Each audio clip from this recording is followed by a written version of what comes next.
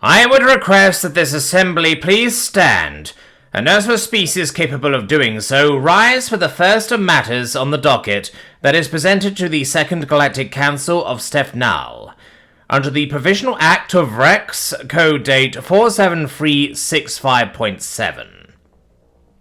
Spoke loud and proud, an 8-foot mammalian alien. Their fur a dark shade of green, covered in ceremonial robes and adornments that all carried various meanings. I would also now call upon the honoured recorder to document from now and until this assembly has adjourned the matters discussed. If no one in this assembly has a voice to use currently in objection, then it is with standard and honoured procedure that I, the first speaker, begin these proceedings. You may all sit, the first speaker announced as he sat down onto an elaborate throne, flanked by 2 other thrones. They were smaller in size, with the second and third speaker sitting in them as well. And from there, an enormous council chamber that held 2 sides, with enough seats to number in total 586. Only 6 of the seats were empty, which was a staggering and unprecedented phenomena. Every assembly usually had at least 100 or so delegates not show up, often due to time constraints or matters that simply did not require them to be present. However, today was a council meeting that simply could not be missed for most, as the first matter on the docket was known well and wide throughout the galaxy, a matter so important that it had threatened to shake the very foundations of the council, and perhaps organized diplomacy as a whole. I call now to the center podium the sole representative, ambassador, and 4th admiral to the Second Council, Morgan Lees.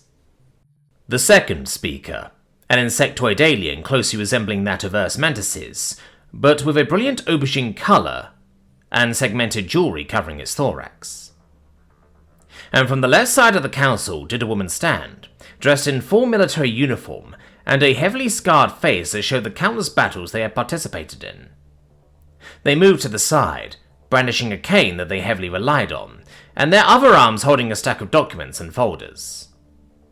Slowly making their way down the steps, limping one by one until finally reaching the ground floor and making their way to the center podium.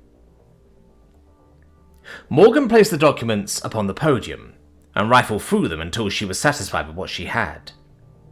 She then looked up at the speakers, and then to the left and right. She examined the faces, eyes, and loose corporeal forms of beings to gauge the anticipation of those in the chamber. She looked back down at her documents and drew a heavy sigh before looking at the first speaker. First speaker, it is with the authority given to me on behalf of Sol and our respective republic and to those who live within its borders who did agree to this, that I am here to announce the withdrawal from this council and the galactic stage as a whole.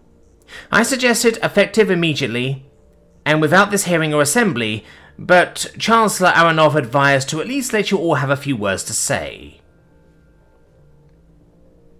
The assembly threw into uproar, yelling, screaming and shouting as all the representatives all vied to say different things. After a few minutes of this did the third speaker stand. Silence! Allow the sole representative to speak, and only speak to the speakers as is required of you. A loud, booming monster of a creature, brutish, black-scaled and ferocious, with a maw that revealed thousands of razor-sharp teeth, his 2 tails whipping violently to create cracking sounds to indicate the council to calm down. Once the council had murmured and sat down, did the first speaker pull up a holographic pad that had a litany of sentences drawn out on it. It is to my understanding that the Sol Republic, who has been a part of this assembly for at least 200 years, of standard. You wish to leave now? Yes, simply put Morgan. There was no flare or indication of any emotion. No member of this council, as it has been since its inception, has withdrawn, ceded, or otherwise desired to leave. This is most unwelcomed already. Preliminary voting has shown that only 7 of the 586 members of this assembly are in favor of this action. Have you and your republic any idea as to what this entails? Oh, we are quite aware, First Speaker. All diplomatic ties, alliances, trade, military protection, toy-making will be rescinded. Percy, I'm all for it and think it... Fourth Admiral Lees, now is not the time for jokes, the third speaker interrupted. You will be abandoning all ties to this council and its benefits and leaving yourself woefully at a disadvantage. You as Fourth Admiral alone in this council should know that you are leaving your republic to be militarily crippled, let alone the rest of your needs. Morgan looked down, her one hand gripping the podium while her other gripped her cane. Militarily crippled? Just like we are now? Morgan said, as she shot a look back up at the speakers and then to the rest of the assembly, turning and spinning to see the reactions of all present. Inconsiderate bastards, the lot of you. All it ever was for any of you was take, take and take. The assembly gasped and murmured. The second speaker then spoke. How dare you? This council acts as an alliance, a group of worlds that work together in all ways.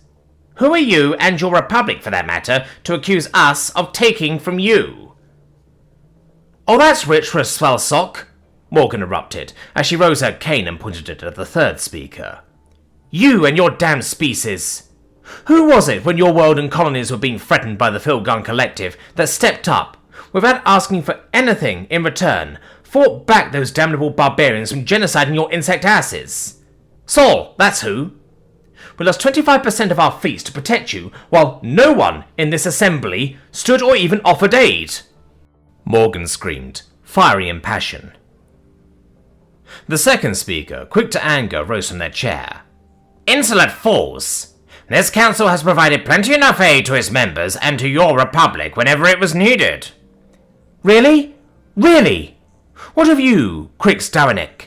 I distinctly remember that when your homeworld was ravaged by a virus that tore away the very scales on your body and made you weaker than a stop leap hound, that this council had voted to not send aid, on the guise that it would be too costly to try and save 12 billion inhabitants.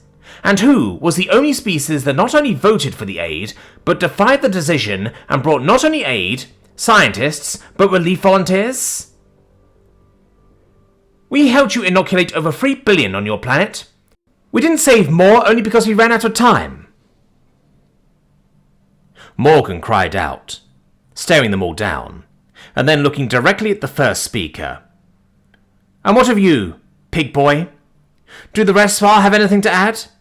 Maybe about the time we saved your empire from economic collapse after you defaulted on over 400 trillion credits of debt by paying it off. Only asking for 100 trillion back only to be told to shove it.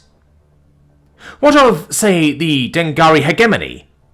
After a supernova threatened to wipe half of their territory, who organised the evacuations and provided homes? Morgan panned once more and for a final time. There are hundreds of examples of Sol sticking its neck out on the line for this assembly and its members. But let me ask you this, O honoured members of this council. When Sol petitioned this assembly, this council only a month prior to help aid and rebuild our fleets, only 6 showed up. Hell, only the second speaker showed up, only as a formality because the assembly had already made the vote without us. Where were you? All of you, Morgan pressed.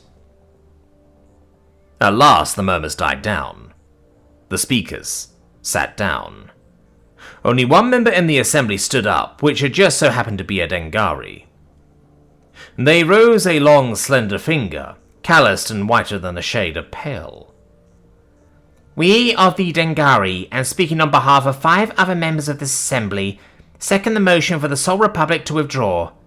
The Dengari hegemony, alongside the Takaros, Greer, Hepshalt Kingdom, Strulak, and the Straif Republic, also put forward their motions to withdraw as well. The first speaker rose from his throne and yelled, shouted at the top of his capability. This is an outrage. This council has stood for 1,000 rotations around this star. Who are any of you to declare that you wish to withdraw? I'd wager they are those who have seen that this council doesn't do anything to protect and help its own. I already know what this council will vote, but quite frankly, I don't think Sol or those 6 are going to give a damn. And I don't think for a second, especially as 4th Admiral, that anyone in this assembly is either going to stop us or try, Morgan stated.